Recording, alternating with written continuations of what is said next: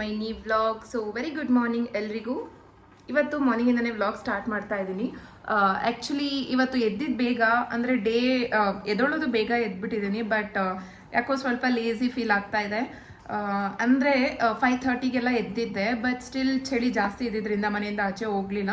So ಮನೇಲಿ ಮಾತ್ರ ಏನೇನು ಕೆಲಸ ಇತ್ತು ಅದನ್ನೆಲ್ಲ ಮಾಡಿ ಮುಗಿಸ್ಕೊಂಡೆ. ಹರ್ಷನ ಸ್ಕೂಲ್ಗೆ ಡ್ರಾಪ್ ಮಾಡೋ ಅಷ್ಟರೊಳಗಡೆನೆ. ಆ್ಯಂಡ್ ಹೊರಗಡೆನೂ ಕ್ಲೀನ್ ಮಾಡಿಕೊಂಡು ಸ್ನಾನ ಮುಗಿಸ್ಕೊಂಡೆ ಹರ್ಷನ ಡ್ರಾಪ್ ಮಾಡೋ ಅಷ್ಟರೊಳಗಡೆ. ಆ್ಯಂಡ್ ಬ್ರೇಕ್ಫಾಸ್ಟ್ ಪ್ರಿಪೇರ್ ಮಾಡ್ಕೋತಾ ಇದ್ದೀನಿ ಈಗ. ಕೆಲವೊಬ್ರು ಅನ್ಕೋಬೋದು 5:30 ಬೇಗನ ಅಂತ. ನಾನು ಆ್ಯಕ್ಚುಲಿ ತುಂಬ ಲೇಟಾಗಿ ಎದ್ದೊಳ್ತಾ ಇದ್ದೆ. ಅಂದರೆ ನೈಟೇ ಬ್ರೇಕ್ಫಾಸ್ಟ್ಗೆಲ್ಲ ರೆಡಿ ಮಾಡಿ, ಅಂದರೆ ಹರ್ಷ ಬಾಕ್ಸ್ಗೆ ಬ್ರೇಕ್ಫಾಸ್ಟ್ಗೆಲ್ಲ ರೆಡಿ ಮಾಡಿ ಇಟ್ಬಿಟ್ಟು ಸೊ ಲೇಟಾಗಿ ಎದ್ದೊಳ್ತಾ ಇದೆ.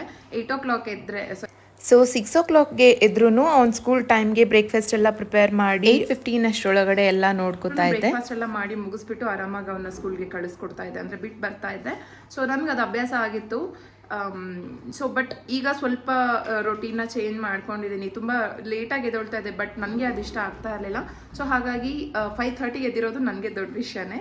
ಸೊ ಬ್ರೇಕ್ಫಾಸ್ಟ್ ಮಾಡಿ ಈಗ ನನಗೆ ಬ್ರೇಕ್ಫಾಸ್ಟ್ನ ಪ್ರಿಪೇರ್ ಮಾಡ್ಕೊತಾ ಇದ್ದೀನಿ. ಅದಕ್ಕಿಂತ ಮುಂಚೆ ಒಂದು ಚಿಕ್ಕ ರಂಗೋಲಿನ ನೋಡ್ಕೊಂಡು ಬನ್ನಿ.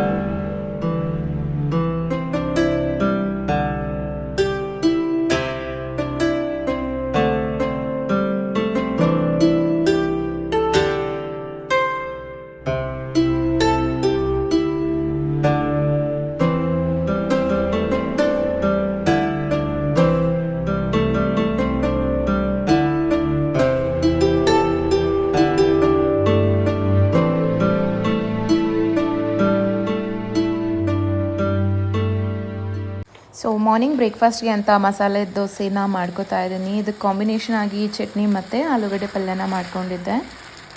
ಹರ್ಷಾಗೆ ದೋಸೆ ತುಂಬ ಮೆತ್ತಗಿದ್ರೆ ಇಷ್ಟ ಆಗೋದಿಲ್ಲ, ಅವ್ನಿಗೆ ಒಂದು ಸ್ವಲ್ಪ ಕ್ರಿಸ್ಪಿನೆಸ್ ಜಾಸ್ತಿನೇ ಇರಬೇಕು. ಸೊ ಮಸಾಲೆ ದೋಸೆಗೆ ಯಾವ ರೀತಿ ಮಾಡ್ಕೋತಾರೆ ಸೊ ಅದೇ ರೀತಿಯೇ ಬ್ಯಾಟರ್ನ ಪ್ರಿಪೇರ್ ಮಾಡ್ಕೊಂಡಿದ್ದೆ.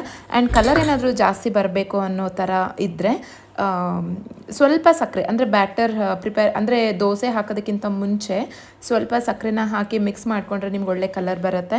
ಸೊ ಇಲ್ಲಿ ಚಟ್ನಿ ಪ್ರಿಪೇರ್ ಮಾಡ್ಕೋತಾ ಇದ್ದೀನಿ. ಯೂಶ್ವಲಿ ಯಾವಾಗಲೂ ಕಡಲೆ ಬೀಜದಲ್ಲೂ ಮಾಡ್ತೀನಿ, ಬಟ್ ಕಡಲೆ ಬೀಜ ಬೇಡ, ಈ ರೀತಿ ಕಾಯಲ್ಲಿ ಮಾಡೋಣ ಈ ಸರಿ ಅಂತ ಹೇಳ್ಬಿಟ್ಟು ತೆಂಗಿನಕಾಯಿನ ತುರಿದು ಹಾಕ್ಕೊಂಡಿದ್ದೀನಿ. ಮೇಲೆ ಬ್ಲ್ಯಾಕ್ ಪಾರ್ಟ್ ಇರುತ್ತಲ್ವ ತೆಂಗಿನಕಾಯಲ್ಲಿ, ಅದನ್ನು ತೆಗೆದುಬಿಟ್ಟು ಸೊ ಬರೀ ವೈಟ್ ಪಾರ್ಟ್ನ ಮಾತ್ರ ತುರ್ಕೊಂಡಿರೋದು. ಟೇಸ್ಟ್ಗೆ ಬೇಕಾಗಿರೋಷ್ಟು ಸಾಲ್ಟ್, 1 ಇಂಚಷ್ಟು ಹುಣಸೆ ಹಣ್ಣು, ಆಮೇಲೆ ಕಾಯಿ ಎಷ್ಟು ಹಾಕ್ಕೊಂಡಿರ್ತೀವಿ ಸೇಮ್ ಕ್ವಾಂಟಿಟಿಯಲ್ಲೇ ನಾನು ಹುರ್ಗಡ್ಲೆನ ತೊಗೊಂಡಿದ್ದೀನಿ. ಆ್ಯಂಡ್ ಖಾರಕ್ಕೆ ಬೇಕಾಗಿರೋಷ್ಟು ಹಸಿಮೆಣಸಿನ್ಕಾಯಿ ತೊಗೊಂಡಿದ್ದೀನಿ. ಆ್ಯಂಡ್ ಇಲ್ಲಿ ಬೆಳ್ಳುಳ್ಳಿ, ಶುಂಠಿ, ಈರುಳ್ಳಿ ಏನು ಯೂಸ್ ಮಾಡಿಲ್ಲ ಚಟ್ನಿಗೆ. ಸ್ವಲ್ಪ ನೀರು ಹಾಕಿ ಚೆನ್ನಾಗಿ ಗ್ರೈಂಡ್ ಮಾಡಿಕೊಂಡು ಅದಕ್ಕೆ ಒಗ್ಗರಣೆ ಮಾಡ್ಕೊತಾ ಇದ್ದೀನಿ. ಸೊ ಒಗ್ಗರಣೆ ಮಾಡ್ಕೊಂಡಿಲ್ಲ ಅಂತಂದರೆ ಚಟ್ನಿ ಅಷ್ಟೊಂದು ಚೆನ್ನಾಗಿರೋದಿಲ್ಲ ಅಲ್ವಾ. ಸೊ ಒಂದು ಮೆಣಸಿನ್ಕಾಯಿ, ಸಾಸಿವೆ, ಕರಿಬೇವು, ಕಡಲೆಬೇಳೆ, ಉದ್ದಿನಬೇಳೆನ ಹಾಕಿ ಆಯಿಲಲ್ಲಿ ಫ್ರೈ ಮಾಡಿಕೊಂಡು ಸೀಸನಿಂಗ್ ಮಾಡಿಕೊಂಡು ಇದಕ್ಕೆ ಆ್ಯಡ್ ಮಾಡ್ಕೊಂಡಿದ್ದೀನಿ. ಕೆಲವೊಬ್ಬರು ಇದಕ್ಕೆ ಫ್ರೈ ಮಾಡಿರೋಂಥ ಟೊಮ್ಯಾಟೋನ ಆ್ಯಡ್ ಮಾಡ್ಕೋತಾರೆ, ಬಟ್ ನಾನಿಲ್ಲಿ ಅದೆಲ್ಲ ಏನೂ ಬೇಡ, ಜಸ್ಟ್ ಪ್ಲೇನಾಗಿ ಚಟ್ನಿ ಮಾಡ್ಕೊಳ್ಳೋಣ ಅಂತ ಮಾಡ್ಕೊಂಡಿದ್ದೀನಿ. ಸೊ ಇನ್ನೊಂದು ಕಡೆ ದೋಸೆನೂ ರೆಡಿ ಆಗ್ತಾ ಇದೆ. ಸೊ ಈ ರೀತಿ ದೋಸೆ ಮಾಡಬೇಕಾದ್ರೆ ಎಣ್ಣೆ ಸ್ವಲ್ಪ ಜಾಸ್ತಿನೇ ಬೇಕಾಗುತ್ತೆ, ಅಂದರೆ ಜಾಸ್ತಿ ಕ್ರಿಸ್ಪಿನೆಸ್ ಬೇಕು ಅನ್ನೋ ಥರ ಇದ್ದರೆ ಎಣ್ಣೆ ಸ್ವಲ್ಪ ಜಾಸ್ತಿ ಇದ್ರೇ ಚೆನ್ನಾಗಿರುತ್ತೆ. ಯಾವಾಗಲೂ ಒಂದೇ ರೀತಿ ಅಲ್ದಿರ ಸ್ವಲ್ಪ ಡಿಫ್ರೆಂಟಾಗಿ ಮಾಡಿಕೊಡ್ತಾ ಇದ್ದರೆ ಹರ್ಷಾಗೆ ತುಂಬ ಇಷ್ಟಪಟ್ಟು ತಿಂತಾನೆ. ಸೊ ಹೊರಗಡೆ ಹೋಟೆಲಲ್ಲಿ ಯಾವ ರೀತಿ ಸಿಗುತ್ತೆ ಅದೇ ರೀತಿ ರೋಲ್ ಮಾಡಿ ಕೊಡೋಕ್ಕೆ ಕೇಳ್ತಿದ್ದ ಹರ್ಷ. ಸೊ ಅದೇ ರೀತಿಯೇ ಮಾಡಿ ಚಟ್ನಿ ಮತ್ತು ಆಲೂಗಡ್ಡೆ ಪಲ್ಯನ ಹಾಕಿ ಅವನಿಗೆ ಬ್ರೇಕ್ಫಾಸ್ಟ್ನ ಕೊಟ್ಟೆ. ಸೊ ಎಷ್ಟು ಚೆನ್ನಾಗಿ ಕಾಣಿಸ್ತಾ ಇದೆ ಅಲ್ವಾ. ನಾವು ಹೊರಗಡೆ ಹೋಟೆಲ್ಗೆ ಹೋಗಿ ತಿನ್ನೋ ಬದಲು ಮನೇಲೇ ಅದಕ್ಕೆ ಬೇಕಾಗಿರೋ ರೀತಿ ಬ್ಯಾಟರ್ನ ಪ್ರಿಪೇರ್ ಮಾಡಿಕೊಂಡು ಈ ರೀತಿ ಮಾಡಿಕೊಂಡ್ರೆ ತುಂಬ ಯಮ್ಮಿಯಾಗಿ ಕ್ರಿಸ್ಪಿಯಾಗಿಯೇ ಬರುತ್ತೆ ಮಸಾಲೆ ದೋಸೆ. ಸೊ ಅದೇ ರೀತಿ ನಾನು ಇನ್ನೊಂದಷ್ಟು ದೋಸೆನ ಡಿಫ್ರೆಂಟ್ ಶೇಪ್ಸಲ್ಲಿ ಮಾಡೋಣ ಅಂತೇಳ್ಬಿಟ್ಟು ಜಸ್ಟ್ ಹಾಗೆ ಟ್ರೈ ಮಾಡ್ತಾ ಇದ್ದೆ. ಸೊ ಆ್ಯಕ್ಚುಲಿ ಇದು ನೋಡೋದಕ್ಕೆ ತುಂಬ ಸೀದಿದೆ ಅಂತ ಅನ್ನಿಸ್ಬೋದು, ಬಟ್ ಖಂಡಿತ ಇಲ್ಲ. ಆಯಿಲ್ ಮತ್ತು ಬಟರ್ ಸ್ವಲ್ಪ ಜಾಸ್ತಿ ಹಾಕ್ಕೊಂಡಿರೋದ್ರಿಂದ ಸೊ ಅದರಲ್ಲೂ ಬ್ಯಾಟರ್ ಪ್ರಿಪೇರ್ ಮಾಡೋವಾಗ ಈ ರೀತಿ ಕಲರ್ ಬರಬೇಕು ಅನ್ನೋ ರೀಸನ್ಗೆ ಅಕ್ಕಿ ಜೊತೆಯಲ್ಲಿ ತೊಗರಿಬೇಳೆ 1 ಸ್ಪೂನು ಮತ್ತು ಕಡಲೆಬೇಳೆನ ಯೂಸ್ ಮಾಡ್ಕೊಂಡಿದ್ದೆ. ಸೊ ಮತ್ತು ಈಗಲೂ ಅಷ್ಟೇ ಒಂದು ಸ್ವಲ್ಪ ಸಕ್ಕರೆನ ಸೇರಿಸ್ಕೊಂಡಿರೋದ್ರಿಂದ ಇಷ್ಟು ಕ್ರಿಸ್ಪಿಯಾಗಿ ದೋಸೆ ರೆಡಿ ಆಗಿದೆ. ಸೊ ಆ್ಯಕ್ಚುಲಿ ತುಂಬ ಅಂದರೆ ತುಂಬ ಚೆನ್ನಾಗಿದೆ ಟೇಸ್ಟ್ ವೈಸ್, ಅಷ್ಟೇ ಕ್ರಿಸ್ಪಿಯಾಗೂ ಇದೆ. ಸೊ ಇದು ಬಿಸಿ ಬಿಸಿ ಇರುವಾಗಲೇ ಇದ್ರ ಮೇಲೆ ಸ್ವಲ್ಪ ಬಟರ್ನ ಆ್ಯಡ್ ಮಾಡಿಕೊಂಡೆ. ಸೊ ನೀವು ನೋಡ್ಬೋದು ಇಲ್ಲಿ ಎಷ್ಟು ಚೆನ್ನಾಗಿ ಬಟರ್ ಜಾರ್ತಾ ಇದೆ ಅಲ್ವಾ, ಬಟರ್ ಬಿಸಿಗೆ ಕರಗ್ತಾ ಇದೆ. ನಂದು ಬ್ರೇಕ್ಫಾಸ್ಟ್ ಎಲ್ಲ ಮುಗಿಸ್ಕೊಂಡಿದ್ದಾದಮೇಲೆ ವೈಶು ಸ್ವಲ್ಪ ಲೇಟಾಗಿ ಎದ್ಲು. ಅವಳಿಗೆ ಬ್ರೇಕ್ಫಾಸ್ಟ್ ಅಂದರೆ ಅವಳಿಗೂ ದೋಸೆ ಮಾಡಿಕೊಡೋಣ ಅಂತೇಳಿ ರೆಡಿ ಮಾಡ್ತಾ ಇದ್ದೀನಿ. ವೈಶುಗೆ ನಾನು ಫೀಡ್ ಮಾಡಿದೆ, ಅವಳೇ ತಿನ್ನಬೇಕು ಅಂತಂದರೆ ಅವಳಿಗೆ ಬೇಕಾಗಿರೋ ರೀತಿ ಮಾಡಿಕೊಟ್ರೆ ಇಷ್ಟಪಟ್ಟು ತಿಂತಾಳೆ. ಸೊ ಎಲ್ಲೂ ಸಹ ಚೆಲ್ಲದೆ ಕ್ಲೀನಾಗಿ ಮುಗಿಸ್ಕೊಂಡ್ಬಿಡ್ತಾಳೆ ಬ್ರೇಕ್ಫಾಸ್ಟ್ನ.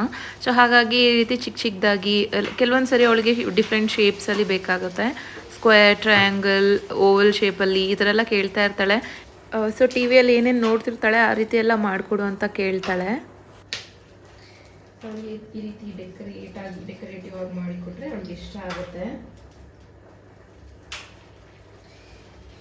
ಜಸ್ಟ್ ಏನು ಹಾಕ್ತಾ ಇಲ್ಲ, ಓನ್ಲಿ ಶೇಪ್ ಅಷ್ಟೇನೆ, ಮಿಕ್ಕಿ ಮೌಸ್ ತರ ಒಂದು ಶೇಪ್ ಮಾಡಿಕೊಟ್ರೆ ಅವಳು ತುಂಬಾ ಖುಷಿ ಆಗುತ್ತೆ. ಸೊ ಬರೀ ಈ ತರ ಮಾಡ್ತಾ ಇದ್ದೀನಿ ಅಷ್ಟೇ. ಇನ್ನು ಅವಳಿಗೆ ಕೆಲವೊಂದ್ಸರಿ ಚಿಕ್ಕ ಚಿಕ್ಕ ದೋಸೆ ಹಾಕ್ಬಿಟ್ರು ತುಂಬಾ ಇಷ್ಟಪಟ್ಟು ತಿಂತಾಳೆ. ರೀತಿ ಪುಟಾಣಿ ದೋಸೆ ಮಾಡಿಕೊಟ್ರೆ ಅವಳಿಗೆ ತುಂಬಾ ಇಷ್ಟ ಆಗುತ್ತೆ. ಲೈಟ್ ಆಗಿ ಈ ರೀತಿ ಗೀನ ಸ್ಪ್ರೆಡ್ ಮಾಡ್ಕೋತಾ ಇದೆ. ಸ್ವಲ್ಪ ಗಟ್ಟಿ ಆಗ್ಬಿಟ್ಟಿದೆ ಗೀ ಎಲ್ಲ.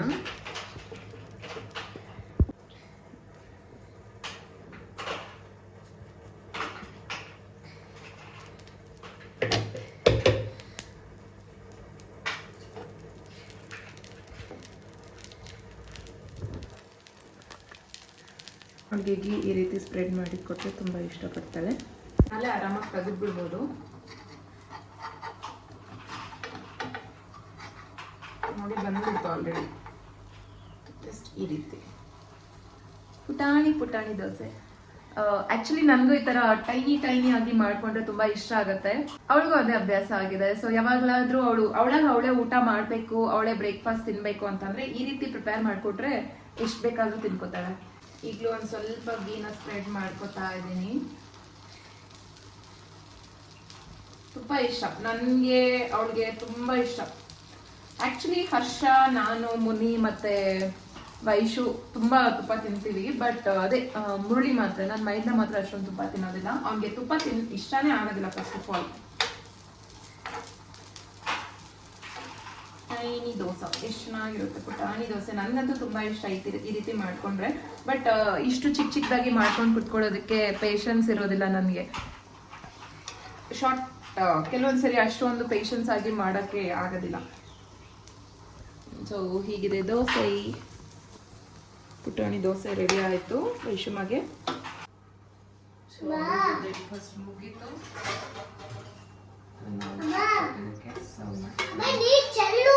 ಚೆಲ್ತೀನಿ ಮಾ, ಒಂದು ನಿಮಿಷ. ಪುಟಾಣಿ ದೋಸೆ ಚೆನ್ನಾಗಿದೆ ಅಲ್ಲ. ಮಿಕ್ಕಿ ಮೌಸ್ ಇದು ನಾನು, ಇದು ವೈಶು ಅಲ್ವಮ್ಮ. ಇದು ಸುಮ್ಮನೆ ಏನೂ ಇಲ್ಲ.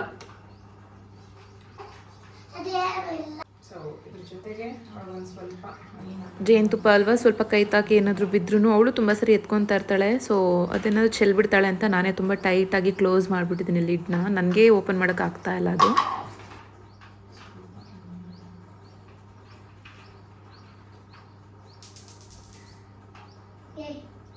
ಅವಳಿಗೆ ಈ ರೀತಿ ಸ್ವಲ್ಪ ಹನಿ ಆ್ಯಡ್ ಮಾಡಿ ಕೊಟ್ಟರೆ ತಿನ್ಕೋತಾಳೆ. ಸೊ ಇದು ಆಫ್ಟರ್ನೂನ್ ಯಾವಾಗಲೂ ಬ್ರೇಕ್ಫಾಸ್ಟ್ ಮುಗಿಸಿದಾದ್ಮೇಲೆ ಲಂಚ್ಗೂ ಪ್ರಿಪೇರ್ ಮಾಡ್ಕೊಬಿಡ್ತೀನಿ. ಸೊ ಒನ್ಸ್ ಸಾಂಬಾರು ಅಥವಾ ಕರಿ ಏನೇ ಮಾಡಿಕೊಂಡ್ರೂ ನೈಟ್ಗೆ ಆಗೋಷ್ಟು ಸಾಂಬಾರನ್ನ ಪ್ರಿಪೇರ್ ಮಾಡ್ಕೊಂಡಿರ್ತೀನಿ.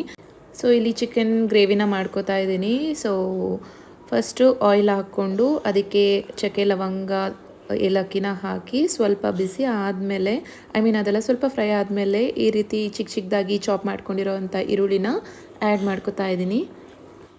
ಕೆಲವೊಬ್ಬರು ನಾನ್ ವೆಜ್ ಮಾಡಿದಾಗ ಸಾಸಿವೆ ಮತ್ತು ಕರಿಬೇವು ಹಾಕ್ಕೊಳ್ಳೋದಿಲ್ಲ.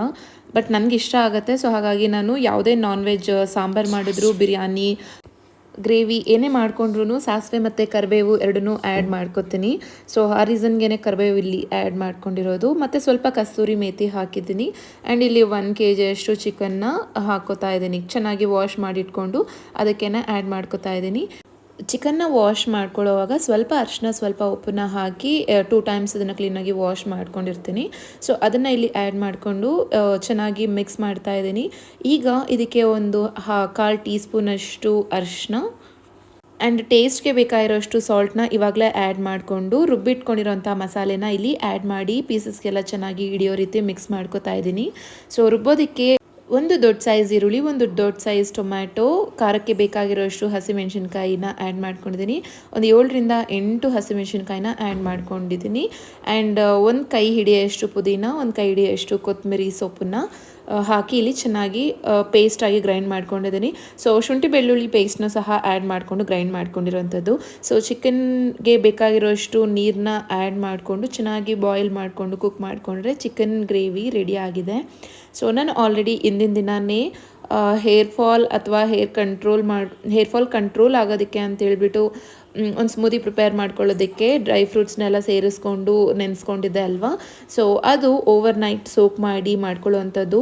ಸೊ ಇದಕ್ಕೆ ನಾನು ದ್ರಾಕ್ಷಿ, ಗೋಡಂಬಿ, ಬಾದಾಮಿ, ಆಮೇಲೆ ಅಂಜೂರ ಹಣ್ಣು, ಡ್ರೈ ಫಿಗ್ ಅಂತಾರೆ ಅಲ್ವಾ, ಅದನ್ನು ಆ್ಯಡ್ ಮಾಡ್ಕೊಂಡಿದ್ದೀನಿ. ಜೊತೆಗೆ ವಾಟರ್ಮೆಲನ್ ಸೀಡ್ಸು ಮತ್ತು ಸನ್ಫ್ಲವರ್ ಸೀಡ್ಸ್ನ ಆ್ಯಡ್ ಮಾಡ್ಕೊಂಡಿದ್ದೀನಿ. 1 ಟೇಬಲ್ ಸ್ಪೂನಷ್ಟು ಚಿಯಾ ಸೀಡ್ಸು. ಸ್ವೀಟ್ಗೆ ಬೇಕಾಗಿದ್ರೆ ಸ್ವಲ್ಪ ಜಾಸ್ತಿ ಡ್ರೈ ಡೇಟ್ಸ್ನ ಆ್ಯಡ್ ಮಾಡ್ಕೋಬೋದು. ಸೊ ಈ ಸ್ಮೂದಿ ಮಾಡ್ಕೊಳ್ಳೋದಕ್ಕೆ ಮಿನಿಮಮ್ 8 to 9 hours ಇದನ್ನು ಚೆನ್ನಾಗಿ ಸೋಕ್ ಮಾಡಿಕೊಂಡ್ರೆ ಚೆನ್ನಾಗಿರುತ್ತೆ. ಸೊ ಅದನ್ನೆಲ್ಲ ಒಂದು ಸ್ಮೂದಿ ಬ್ಲೆಂಡರ್ಗೆ ಆ್ಯಡ್ ಮಾಡಿಕೊಂಡು ಬೇಕಾಗಿರೋ ಫ್ರೂಟ್ಸ್ನ ಆ್ಯಡ್ ಮಾಡಿಕೊಂಡು ಗ್ರೈಂಡ್ ಮಾಡ್ಕೋಬೋದು. ಬಟ್ ಬನಾನಾ ಆ್ಯಡ್ ಮಾಡ್ಕೊಳ್ಳೋದ್ರಿಂದ ಈ ಸ್ಮೂದಿ ತುಂಬ ಟೇಸ್ಟಿಯಾಗಿರುತ್ತೆ. ಸೊ ನಾನು ಇಲ್ಲಿ 2 ಬನಾನಾನ ಆ್ಯಡ್ ಮಾಡಿಕೊಂಡು ಇದನ್ನು ಮುಚ್ಚಳ ಕ್ಲೋಸ್ ಮಾಡಿ ಚೆನ್ನಾಗಿ ಟೈಟಾಗಿ ಕ್ಲೋಸ್ ಮಾಡಿಬಿಟ್ಟು ಬ್ಲೆಂಡ್ ಮಾಡ್ಕೋತಾ ಇದ್ದೀನಿ. ಸ್ವಲ್ಪ ತರಿಯಾಗಿ ರುಬ್ಕೊಳ್ಳೋದ್ರಿಂದ ನಾವು ಇದನ್ನು ಸ್ಮೂದಿ ಕುಡಿಬೇಕಾದ್ರೆ ಅಲ್ಲಲ್ಲಿ ತರಿಯಾಗಿ ಸಿಗುತ್ತೆ ಅಲ್ವಾ. ಸೊ ಟೇಸ್ಟಿಯಾಗಿ ಚೆನ್ನಾಗಿರುತ್ತೆ. ಕೆಲವೊಬ್ಬರು ಇದನ್ನು ತುಂಬ ಸ್ಮೂತಾಗಿ ರುಬ್ಕೋತಾರೆ. ಸೊ ಆ ರೀತಿ ಬೇಕಾದರೆ ನೀವು ಹಾಗೂ ಮಾಡ್ಕೋಬೋದು. ಸೊ ಅದು ನಿಮ್ಮ ಚಾಯ್ಸ್, ನಿಮ್ಗೆ ಹೇಗೆ ಬೇಕೋ ಆ ರೀತಿ ಇದನ್ನು ಬ್ಲೆಂಡ್ ಮಾಡ್ಕೋಬೋದು. ಸೊ ಈ ರೀತಿ ಒಂದು ಸ್ಮೂದಿನ ಎವ್ರಿ ವೀಕ್ ಅಥವಾ ಎವ್ರಿ 15 ಡೇಸ್ಗೆ ಒಂದು ಸರಿ ತಗೊಳ್ಳೋದ್ರಿಂದ ಹೆಲ್ತ್ ವೈಸ್ ಕೂಡ ತುಂಬ ಒಳ್ಳೆಯದು. ಆ್ಯಂಡ್ ಹೇರ್ ಫಾಲ್ ತುಂಬ ಆಗ್ತಾ ಇದ್ದರೆ ಖಂಡಿತ ಕಂಟ್ರೋಲ್ ಆಗುತ್ತೆ. ನಾನು ಈ ರೆಸಿಪಿನ ಯಾವಾಗಲೂ ಟ್ರೈ ಮಾಡ್ತಾ ಇರ್ತೀನಿ. ಕೆಲವೊಂದು ಸರಿ ವೀಕ್ಲಿ 2 ಟೈಮ್ಸ್ ಕೂಡ ತಗೊತಾ ಇರ್ತೀನಿ. ಸೊ ಇದನ್ನು ಟ್ರೈ ಮಾಡಿ ಬೆಸ್ಟ್ ರಿಸಲ್ಟ್ ನಿಮಗೂ ಕೂಡ ಗೊತ್ತಾಗುತ್ತೆ. ಸೊ ನಾನು ಇದನ್ನು ಯಾವ ರೀತಿ ಮಾಡಿದ್ದೀನಿ ಕಂಪ್ಲೀಟ್ ಪ್ರೊಸೀಜರ್ ನಾನು ನನ್ನ ಚಾನಲಲ್ಲಿ ಅಪ್ಲೋಡ್ ಮಾಡಿದ್ದೀನಿ ಕಂಪ್ಲೀಟ್ ಡೀಟೇಲ್ ಆಗಿ. ಸೊ ಯಾರಿಗಾದರೂ ಇಂಟ್ರೆಸ್ಟ್ ಇದ್ದರೆ ಚೆಕ್ ಮಾಡ್ಬೋದು. ಆ್ಯಂಡ್ ನಾನಿಲ್ಲಿ ಕುಕ್ ಮಾಡ್ಕೊಳ್ಳೋವಂಥ ಯಾವುದೇ ಒಂದು ರೆಸಿಪಿನ ನನ್ನ ಚಾನಲಲ್ಲೇ ಕಂಪ್ಲೀಟಾಗಿ ವಿತ್ ಡೀಟೇಲ್ ಆಗಿ ಶೇರ್ ಮಾಡಿರ್ತೀನಿ. ಸೊ ಇದನ್ನು ಬ್ಲೆಂಡ್ ಮಾಡ್ಕೊಂಡಿರೋ ಅಂತಹ ಸ್ಮೂದಿನ ಒಂದು ಸರ್ವಿಂಗ್ ಗ್ಲಾಸ್ಗೆ ಆ್ಯಡ್ ಮಾಡಿಕೊಂಡು ಬೇಕಾಗಿದ್ದರೆ ಮೇಲೆ ನೀವು ಡ್ರೈ ಫ್ರೂಟ್ಸು, ಇನ್ನೂ ಸ್ವೀಟ್ನೆಸ್ ಪರ್ಪಸ್ ನೀವು ಸ್ವಲ್ಪ ಹನಿನ ಸೇರಿಸ್ಕೋಬೋದು. ಸೊ ಕೆಲವೊಬ್ಬರು ಸ್ವೀಟ್ ಜಾಸ್ತಿ ಕುಡಿತಾರೆ ಅಲ್ವಾ. ಬಟ್ ನನಗೆ ಅಷ್ಟೊಂದು ಕಂಪ್ಲೀಟಾಗಿ ಸ್ವೀಟ್ನೆಸ್ ಇಲ್ದಿರ ಕುಡಿಯೋಕ್ಕಾಗೋದಿಲ್ಲ. ಸೊ ಹಾಗಾಗಿ ನಾನಿಲ್ಲಿ ಹನಿನ ಸೇರಿಸ್ಕೊತಾ ಇದ್ದೀನಿ. ಈ ಸ್ಮೂದಿನ ನೀವು ಯಾವ ಟೈಮಲ್ಲಾದರೂ ತಗೋಬೋದು. ಬಟ್ ಮಾರ್ನಿಂಗ್ ತಗೊಳ್ಳೋದ್ರಿಂದ ತುಂಬ ಹೆಲ್ಪ್ಫುಲ್ ಆಗುತ್ತೆ. ಬಟ್ ನಾನೀಗ ನೈಟ್ ಟೈಮಲ್ಲಿ ಮಾಡ್ಕೊಂಡಿದ್ದೀನಿ. ಹೇರ್ ಫಾಲ್ ಕಂಟ್ರೋಲ್ಗೆ ಇದು ಬೆಸ್ಟ್ ಸ್ಮೂದಿ ಅಂತ ಹೇಳ್ಬೋದು. ಖಂಡಿತ ನೀವು ಮನೇಲಿ ಟ್ರೈ ಮಾಡಿ, ನಿಮಗೂ ಇಷ್ಟ ಆಗುತ್ತೆ. ಸೊ ಇದಾಗಿತ್ತು ಇವತ್ತಿನ ನನ್ನ ಡೇ. ಈ ವಿಡಿಯೋ ನಿಮ್ಗೆ ಇಷ್ಟ ಆಗಿದ್ರೆ ಪ್ಲೀಸ್ ಲೈಕ್ ಮಾಡಿ, ಹಾಗೆ ನನ್ನ ಚಾನಲ್ಗೆ ಸಬ್ಸ್ಕ್ರೈಬ್ ಮಾಡಿ.